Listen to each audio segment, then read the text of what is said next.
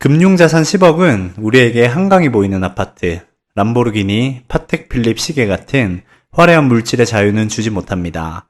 하지만 우리에게 진짜 중요한 시간의 자유는 줄 수 있습니다. 내가 하고 싶은 일을 하고 싶은 시간에 하고 싶은 사람과 함께 할 수 있는 자유.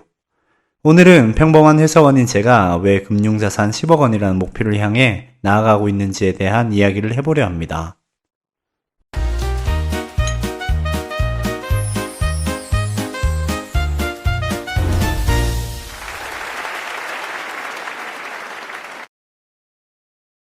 안녕하세요, 굴비킴입니다. 요즘 SNS나 직장인 커뮤니티, 유튜브 채널들을 보면 금융자산 10억 원에 대한 의견이 정말 많습니다. 그런데 그 뉘앙스를 가만히 살펴보면 참 이상합니다. 10억 원이란 돈이 마치 마음만 먹고 재테크 공부 조금만 하면 아무나 가질 수 있는 흔한 금액처럼 표현되곤 합니다. 한술 더 떠서 요즘은 은퇴를 하려면 최소 30억에서 50억 원은 있어야 된다는 의견이 주류를 이루고 있습니다. 이런 이야기를 들으면 여러분은 어떤 생각이 드시나요? 얼마 되지 않는 월급을 쪼개서 몇십만원, 몇백만원씩 투자하고 저축하는 우리 같은 평범한 회사원들은 무력감에 빠질 수밖에 없다고 생각합니다. 하지만 우리는 무력해지기 전에 먼저 실제 데이터를 살펴봐야 합니다. 30억 원을 모으기 위해서 월 100만원씩 원금만으로 저축할 경우 250년, 연복리 5%로 투자 시 65년, 연복리 10%로 투자하더라도 무려 35년이 걸리는 아주 큰 금액입니다. 사실 순자산 30억 원을 갖고 있는 사람은 대한민국 가구 기준 상위 1%에 해당하는 금액입니다. 즉 SNS나 미디어에서 30억, 50억 원을 쉽게 이야기하는 사람들은 현실을 전혀 모르는 사람들이거나 아니면 우리와는 출발선이 완전히 다른 자산가들입니다. 우리와 교차점이 없는 사람들이니 그들의 의견은 가볍게 넘기셔도 좋습니다. 오히려 우리는 현실적으로 실현 가능한 금액, 그 금액에 초점을 맞추는 것이 훨씬 더 현명합니다. 그렇다면 우리나라 금융자산 보유 현황의 진짜 현실은 어떨까요? 화면에 보이는 대한민국 금융자산 보유 분포표를 같이 살펴보도록 하겠습니다. 표를 보시면 대한민국에서 금융자산이 1억 원 미만인 가구가 전체의 무려 68%에 달합니다. 2천만원도 없는 가구가 약 29%이고 2천만원에서 5천만원 미만 약 21%, 그리고 5천만원에서 1억 원 미만이 약 18%입니다. 인터넷에서는 다들 몇 억씩 들고 주식이나 코인을 하는 것 같지만 실제 현실에서는 순수 금융자산으로 단돈 1억만 모아도 대한민국 전체 상위 32%에 드는 우등생이 된다는 뜻입니다. 그렇다면 오늘의 주제인 금융자산 10억 원은 어느 정도에 위치할까요? 5억에서 10억 미만 구간이 약 3.5%에 불과하고 10억 원에서 50억 미만을 보유한 사람은 대한민국 전체에서 단 0.76% 밖에 되지 않습니다. 누적 기준으로 계산해보면 금융자산 10억 원 이상을 보유한 가구는 대한민국 상위 0.93%입니다. 전체 인구 중 상위 1%도 채 되지 않은 극소수의 영역이라는 뜻입니다. 학교로 치면 전교생 100명 중 전교 1등을 해야 얻을 수 있는 자산이 바로 금융자산 10억 원입니다. 그런데도 과연 이 돈이 아무나 가질 수 있는 흔한 돈이고 은퇴하기엔 턱없이 부족해서 가치가 없는 돈일까요? 절대 아닙니다. 금융자산 10억 원은 평범한 회사원의 인생을 바꿀 수 있는 엄청난 크기의 돈입니다.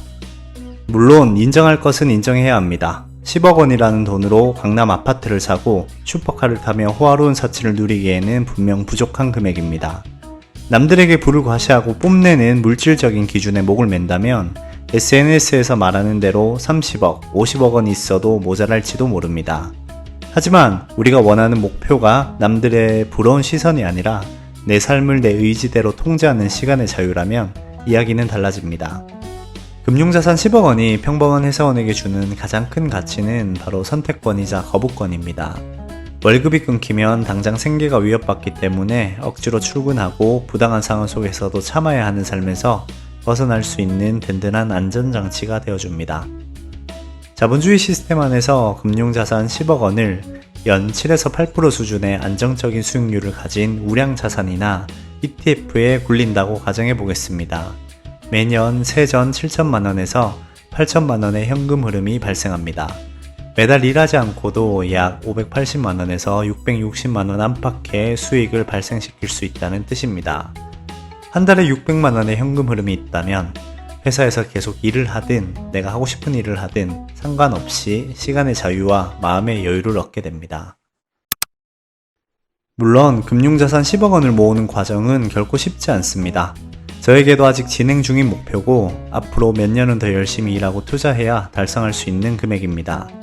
하지만 회사원인 우리에게도 충분히 가능하고 도전해 볼 만한 가치 있는 목표라고 생각합니다. 만약 연복리 10% 상품에 투자한다고 가정했을 때 매달 100만원씩 투자하면 10억까지 24년, 200만원씩 투자하면 18년, 300만원씩 투자하면 14년, 400만원씩 투자하면 12년이 걸립니다. 쉽지 않은 길이지만 불가능한 길도 아닙니다. 올바른 방향으로 투자를 배우고 경험을 쌓아가다 보면 위에서 제가 예시로 든 것보다 훨씬 더 빠르게 자산을 키우는 눈을 가지실 거라 확신합니다. 그럼에도 불구하고 월 300만원, 400만원을 어떻게 매달 투자하냐고 반문하시는 분도 계실 수 있습니다. 하지만 실제로 투자를 지속하다 보면 투자 스타일에 따라 조금은 다르겠지만 매달 들어오는 배당금이라는 무기가 생길 수도 있고 시장의 흐름에 따라 목표보다 더 높은 초과 수익을 얻는 경우도 정말 많습니다. 저를 예로 들어보겠습니다. 저는 현재 부동산 및 주식 배당금으로 매달 350만원에서 360만원 정도의 현금 흐름을 안정적으로 만들고 있습니다. 그리고 이 현금 흐름의 거의 전부를 다시 우량 주식을 매수하는 데 재투자하고 있습니다. 결과적으로 매달 고정적으로 들어오는 350만원 상당의 투자금에 제가 매달 받는 월급 일부까지 더하면 현재는 매달 500만원에서 600만원 이상의 금액을 투자할 수 있는 선순환 구조를 완성한 상태입니다. 처음에는 아주 작은 금액으로 시작했지만 배당 재투자가 복리의 엔진을 달아주면서 의미 있는 월 현금 흐름이 만들어진 것입니다. 저도 했고 여러분도 충분히 만들 수 있는 파이프라인 구조입니다. 이처럼 의미 있는 금액으로 투자를 안정적으로 이어가기 위해서는 무엇보다 최대한 빨리 투자에 관심을 가지고 시작하는 것이 중요합니다. 복리의 세계에서 시간이 가장 강력한 무기이기 때문에 단 하루라도 일찍 투자를 시작하는 것이 무조건 유리할 수밖에 없습니다. SNS에서 넘쳐나는 과장된 숫자와 타인과의 비교 의식에 현혹되어 지금 여러분이 각자의 자리에서 한 걸음씩 쌓아 올리고 있는 그 소중한 자산 형성의 과정을 절대로 멈추지 않으셨으면 좋겠습니다. 우리 같은 평범한 직장인에게 10억은 내가 하고 싶은 일을 하고 싶은 시간에 하고 싶은 사람과 할 수 있는 진정한 인생의 자유를 선물해 줄 것입니다. 평범한 직장인인 제가 상위 0.93%의 영역인 10억을 향해 실제로 어떤 포트폴리오를 짜고 어떻게 멘탈을 관리하며 흔들림 없이 나아가고 있는지 앞으로도 가감없이 공유해 드리도록 하겠습니다.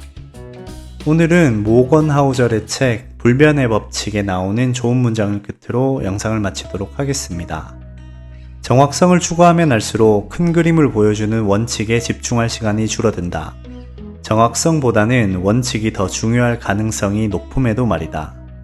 다시 말하지만 예측을 적당한 수준으로 유지하면 당신의 시간과 자원을 다른 곳에 더 효율적으로 쓸 수 있다. 진화와 마찬가지로 우리는 더 완벽해지려 할수록 여러 면에서 더 취약해짐을 잊지 말자. 오늘도 여러분 계좌 우상향을 진심으로 응원합니다. 이상 굴비킴이었습니다. 감사합니다.